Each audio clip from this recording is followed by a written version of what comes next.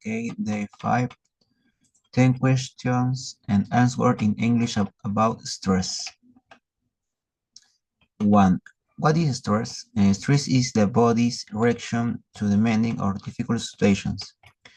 What are the main symptoms of stress? They include head, headache, tension, irritability, lack of focus, and sleep problems. 3. What usually causes stress? Work, school, family responsibilities, financial problems, or health issues. Can stress be positive? Yes, sometimes stress pushes us to meet deadlines or achieve goals. 5. What happens to the body when we are stressed? The heart beats faster, muscles tense, and the body releases stress hormones. 6. How does stress affect emotions? It can make us feel anxious and frustrated or overwhelmed. 7. Can stress cause long-term problems? Yes, chronic stress may lead to depression, anxiety, or physical illnesses. Anxiety. 8. How can we manage stress in the daily life? By exercising, practicing relations techniques, and taking breaks. And 9. Does sleep help reduce stress? Yes, good sleep restores energy and balance emotions. 10. Uh, we should we learn stress management skills? Because managing stress improves health, productivity, and happiness.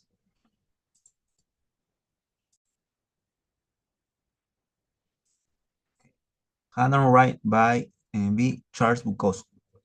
Chapter 5. Mm. I had begun to dislike my father. He was always angry about something. Wherever we went, he got into arguments with people. But he didn't appear to frighten most people. They often just stared at him calmly, and he became more furious. If we ate out, which was seldom, he always found something wrong with the food and sometimes refused to pay. There's there's fly shit in this whipped cream. What the hell kind of a place is this? I'm sorry, sir. You needn't pay, just leave. I li- I leave alright, but I'll be back. I'll burn this goddamn place down. Once we were in drug store and my mother and I were standing to one side while my father yelled at the clerk. Another clerk asked my mother, who is that horrible man? Every time he comes in here, there's an argument. That's my husband, my mother told the clerk. Yet I remember another time. He was working as a milkman and made early morning deliveries. One morning he awakened me. Come on, I want to show you something. I walked outside with him. I was wearing my pajamas and slippers. It was still dark. The moon was still up. We walked to the milk wagon, which was horse-drawn. The horse stood very still. Watch, said my father. He took a sugar cube, put in his hand, and held it out the horse. The horse ate it out of his palm. Now you try it. He put a sugar cube in my hand. It was a very large horse. Get closer. Hold out your hand. I was afraid the horse would beat my hand off. The head came down. I saw the nostrils, the legs pulled back, the legs pulled back. No, the legs pulled back. I saw the tongue and the teeth, and then the sugar cube was gone. Here, try it again. I tried it again. The horse took the sugar cube and waggled his head. Now, said my father, he'll take you back inside before the horse shits on you.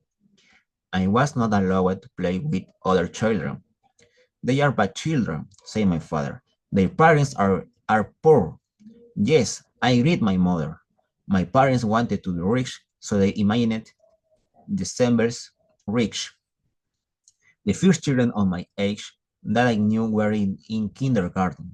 They seemed very strange. They laughed and talked and seemed happy. I didn't like them. I always feel as if I was going to be sick, to vomit, and their eyes seemed strongly, still and white. We painted with watercolors. We planted reddish seeds in a garden, and some weeks later we ate them with salt. I liked the lady would talk kindergarten. I liked her better than my parents. One problem I had was going to the bathroom. I always needed to go to the bathroom, but I was ashamed to let the others know that I had to go, so I held it. It was really terrible to hold it, and the air was white. I feel like vomiting. I feel like shitting and pissing, but I didn't say anything. And when some of the others came back from the bathroom, I think you're dirty. You did something in there. The little girls were nice in their short dresses, with their long hair and their beautiful eyes, but I thought they do they do things in there too, even though they pretend they don't. Kindergarten was mostly white air. Grammar school was different first grade to sixth grade. Some of the kids were 12 years old, and we all come from poor neighborhoods. I began to go to the bathroom, but only to piss. Coming out of once, I saw a small boy drinking at a water fountain. A larger boy walked up behind him. He had jammed his face down into the water jet. When the small boy raised his head, some of his dead teeth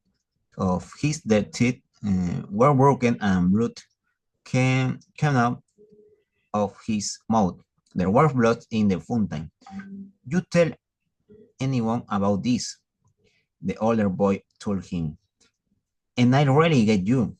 The boy took out a handkerchief and held it to his mouth. I walked back to class where the teacher was telling us about George Washington and Belly Forge. She wore an elaborate white wig. She often slapped the palms of our hands with a ruler when she thought we were being disobedient. I don't think she ever went to the bathroom. I hate her. Each after school, there would be a fight between two of the older boys. It was always over the back fence uh, where there was never a teacher about, and the fights were never even. It was always a large boy against a smaller boy, and the larger boy would beat the smaller boy with his fist, making him into the fence. The smaller boy would attempt to fight back, but it was useless. Soon his face was bloody, the blood running down into his shirt. The smaller boys took their beatings wordlessly, never being, never asking mercy. Finally, the larger boy would back off and in would be over, and all the other boys would walk home with the winner. It walked home quickly and long after holding my sheet all through school and all through the fight. Usually, by the time I got home, I would have lost the urge to read myself. I used to worry about that.